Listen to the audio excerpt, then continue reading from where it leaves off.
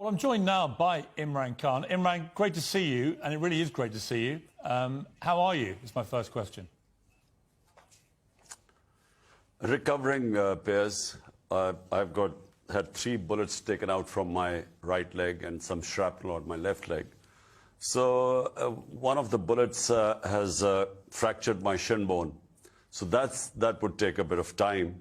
But I'm recovering. Glad that it could have been a lot worse. You know, it was back in June that we spoke, and I asked you directly about how you felt about the threat of assassination. You were aware of a plot then to try and kill you. When I entered politics, I actually had conquered my fear of dying. But when that moment happens, when you start to hear gunfire, what on earth was that like for you? Do you know, first it sounded like firecrackers. And then, you know, my right leg buckled under me because it was hit by these bullets. And initially it felt like a burning sensation. And as I was falling, there were 2 shooters. One was on the left side, and he would have got me on the top body, but he was only 20 feet away. So this very brave person in the crowd went after him and went for the gun. So the gun went down. You know, this pistol, which was on automatic, and when it went down, it hit my leg. So when I fell, there was another shooter in front, and when he fired, the bullets went over me. So as I was falling, these bullets were going over me. Only you, Imran, could be slightly smiling as you tell this story. I mean, to me, this sounds utterly horrifying. This is 2 people trying to kill you.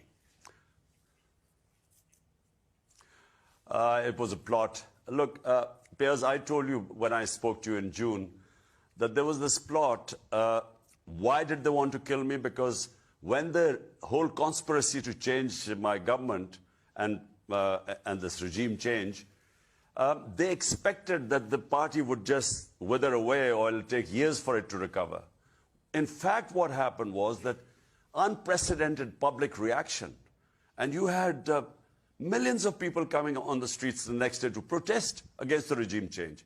So I think from then onwards, what they expected was that my popularity or my party would go down. In fact, it went up.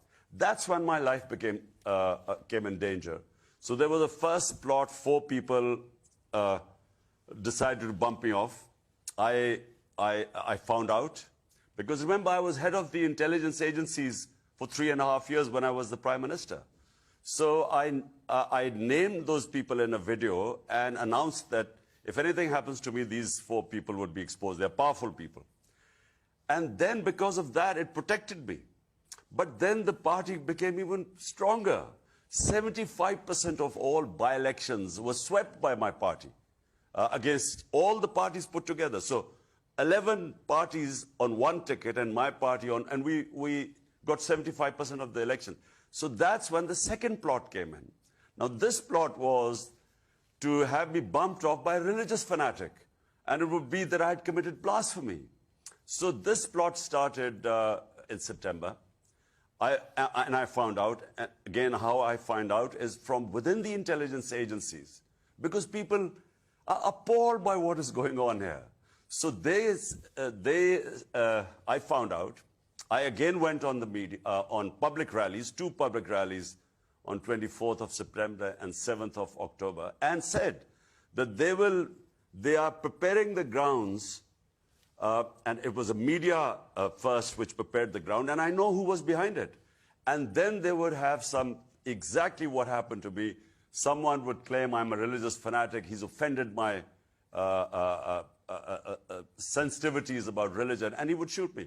So this was, again, it's on record. The whole script I announced in 2 public rallies. And that's what happened. That's what they did.